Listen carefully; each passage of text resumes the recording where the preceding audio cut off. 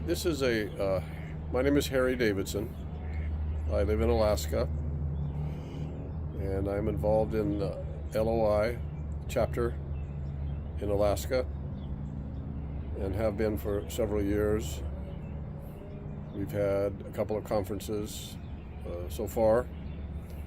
With the passing of Father Alexa 2 years ago, we had a spin-off organization directly associated and under, I would say, under LOI. It's called the Father Alexa Memorial Conference. We have that yearly now. That's what we call our meeting. And so this story that I'm going to tell is related to the missionary work in the villages that's ongoing and has been since the beginning. This is a contemporary incident that happened recently that illustrates not only the need for bridge building that LOI promotes, but also some of the fruit of that. And so this happened in a village in western Alaska recently, within the last year or so, I would say. And there's a small missionary organization that's based out of the Matanuska Valley called Frontier Alaska Missions, FAM. And this organization takes young people out into the villages for short stays, long weekends, about once every 30 to 45 days to villages, and builds on relationships.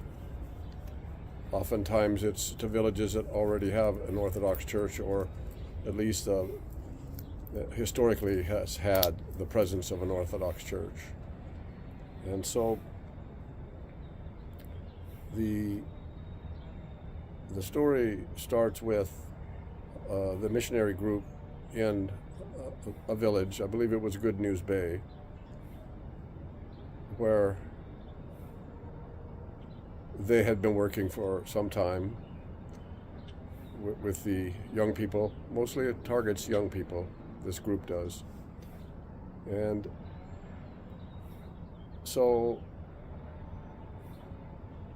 what has happened is that the missionary group has built a relationship with the existing Orthodox presence in the village. And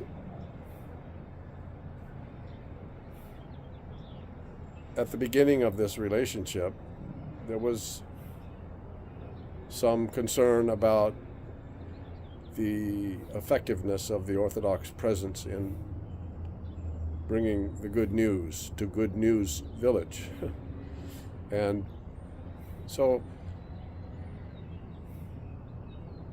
Corey is the name of the young man who heads FAM in these villages, and Corey had been attending Orthodox services on Sunday for some time, and he had decided that at this particular Sunday he was going to stand up in the middle of the Orthodox service and preach the gospel.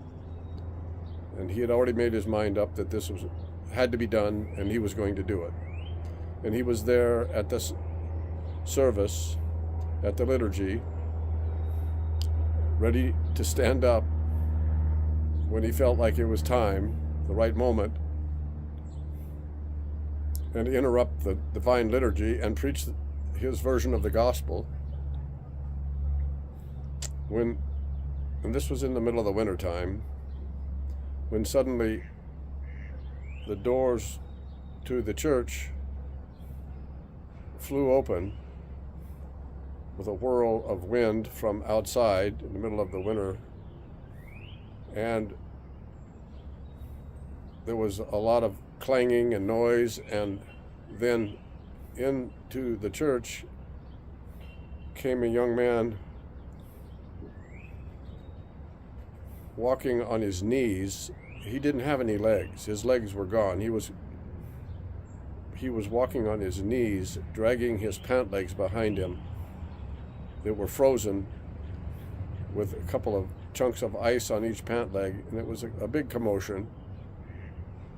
He walked down the aisle of the church, dragging his frozen pant legs with the ice attached to him to the very front of the church, and took his place in the front of the church. He had come to worship. And it was such a startling moment for Corey to see this young man absolutely intent on getting himself to church and getting there so that he could hear the gospel, receive his Eucharist. And Corey experienced a kind of epiphany that though they don't preach the gospel in the same way that he would as a Protestant missionary, there was very obviously a relationship with Christ, and it was very obvious to Corey that this man had a real relationship. It changed everything, changed everything for Corey. And from that moment on, he changed his approach to reaching out to the young people in this village, knowing that their faith was legitimate, their faith was real. And from that, he developed a relationship with the priest. So that oftentimes now when he goes there, he stays with the priest in his home as a guest. And likewise, there are times when the priest comes into town and stays with Corey.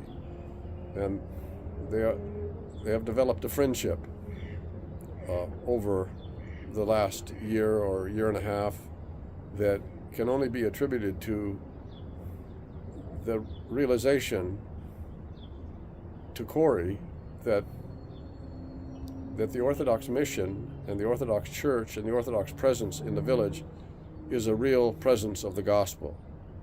And it has had a profound effect on his whole approach to missions in the villages now. And I expect that it will continue to grow. And because he works with these young people who come for the express purpose of being a part of this mission outreach, this particular organization's mission outreach into the villages, they too are a beneficiary of this change of perspective that has taken place. And so I expect to see more of that, and there is more of that. That's just one example. There are many organizations right now that are in the midst of this process of bridge building. And we're very encouraged. So that's the story.